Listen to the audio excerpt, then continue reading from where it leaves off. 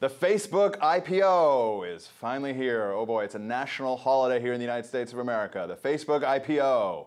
What do our experts think about the company? Why is the co-founder renouncing his U.S. citizenship? I'm Alan Barden. Stand by for Front Page.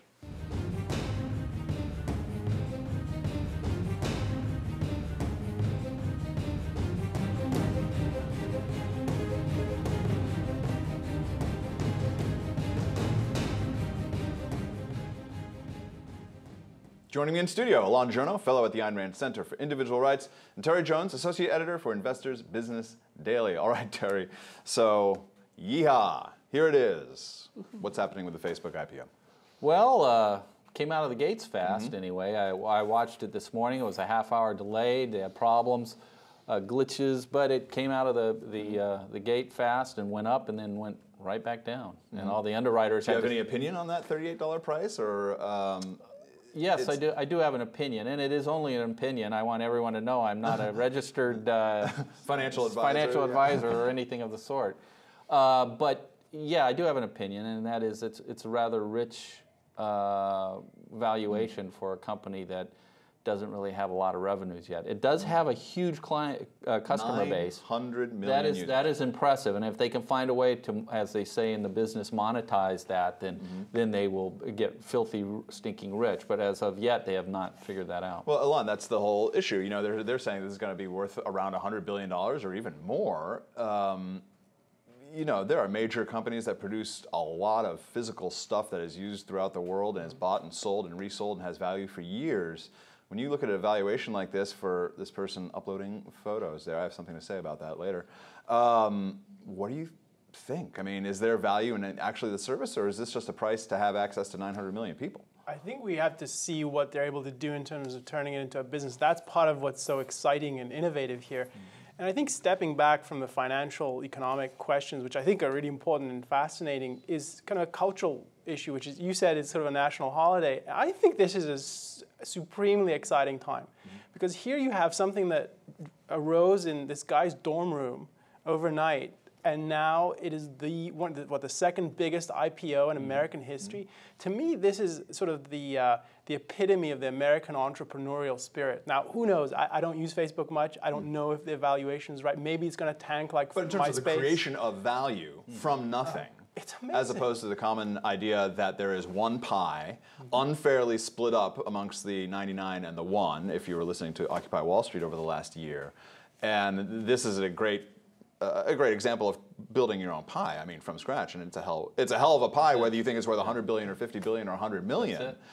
And think of all the businesses that do business on Facebook, right? They've created games, which is a huge part of Facebook, and just the fact that people are buying mobile phones so they can be on Facebook all the time. And that's sort of a halo effect of this phenomenon. So even if they themselves don't make a lot of money, there's a huge ecosystem built around it. Now, Terry, going back a little bit to the dollars and cents of it, Google, I mean, another gigantic company, a big IPO in its time, it makes about $30 per user, and Facebook is making $5 a user. So what are they looking at to try to make money? Because there are always sort of these conspiracies like Facebook's about to charge you. They're about to charge you $5 a month to use the service at all. That's why the feed is so sucky, which I have more to say on before this segment is over. But what is the monetization? Is it purely then advertising? Yeah, it's mainly got to be in advertising, because their 900 million users would be that would be a very weak number if you were to suddenly start charging for the service. It would, you would probably see it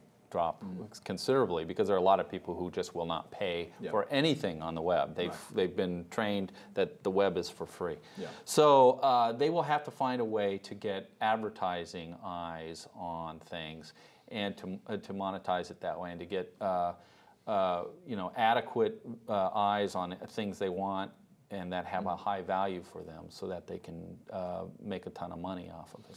All right, the other big news this week, sort of coincident with this, was that Eduardo Saverin, who is one of the co-founders of Facebook, decided to renounce his U.S. citizenship and become a citizen of Singapore. Now, Democratic Senator Schumer said the following: "It's infuriating to see someone sell out the country that welcomed him, kept him safe, educated him, and helped him become a billionaire. We plan to put a stop to this tax avoidance scheme." Now, Saverin says that he has every intention of paying the capital gains taxes that are due based on this tremendous gain that he made. $34,000 he put in and $10 billion out. That is a sweet investment. Yeah. That is really good payoff. What do you think of this? Is there a there in terms of what he did? I think the response by Schumer is probably the most outrageous thing in this whole episode. So I'm not here to have a view about his avoidance of taxes or not. I think what's scary here is this perspective on people, that society gives you these things and society then is there to collect on you. It owns you in a certain way. Or the idea that the U.S. Senate should be involved in legislation regarding what a single person did. What are they going to do? They passed the Eduardo Sovereign is a bad person act. What are they going to do? Well, remember, they also wanted to impose restrictions on whether you could leave the country if you had $50,000 in debts to the IRS. So, I mean, here they're basically building a new Iron Curtain with tax code. They want to keep people out and keep people in and force you to do what they want. People like Chuck Schumer, I hate to say it because I get a little intemperate with people like him, but they're really vile because he has a kind of he's the face of friendly fascism in the Senate, in my opinion. He thinks there's no aspect of your life that's too small for him and his cronies to control.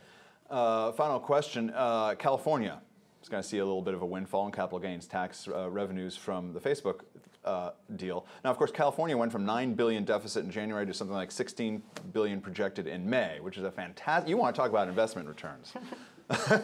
That's investment return. California managing your money well. So the Facebook capital gains is going to lop away about what of that? 1, 2. Nothing. Yeah. Zero. Well, they'll get a little bit. A little bump, but it's in not, 1 year. It's not going to take care of the state's problems, and the state's problems are ongoing. I mean, we lose money this month, we're going to lose money next month too. The problem is they're spending way more than our tax base can take. And the idea that our current governor, Jerry Brown, has that you can somehow tax wealthier people and get enough money to spend all this, is just ridiculous. Look, if you go back and you look, 10 years ago, we're spending, 62% more than we spent then as a state. They somehow think that every time you attack any program out there, that it's vicious cuts that are going to decimate the state. It's just not going to happen. All right, good discussion, guys. All right, so Facebook employees, you newly minted Facebook employees, I heard that you had a coding marathon on the eve of you all becoming millionaires, at least. I hope during the coding marathon you did 2 things. 1, fix your mobile app for the iPhone, the slowest, just grossest dog of an app there ever was for the iPhone. And number 2, fix the newsfeed algorithm. I am so sick. 80% of my newsfeed is people I have no idea who they are, I've never met them in my life, commenting on the photograph of someone with whom I interact just rarely. Fix the algorithm. I hope you did that with your all-night coding marathon, or just give me an option. How about give me a global setting for status updates? Just status updates, no comments. How's that? Please. I know you did it. I know you did it last night on the eve of becoming millionaires. Congratulations. For Alon and Terry, I'm Alan Barton. You've been watching Front Page.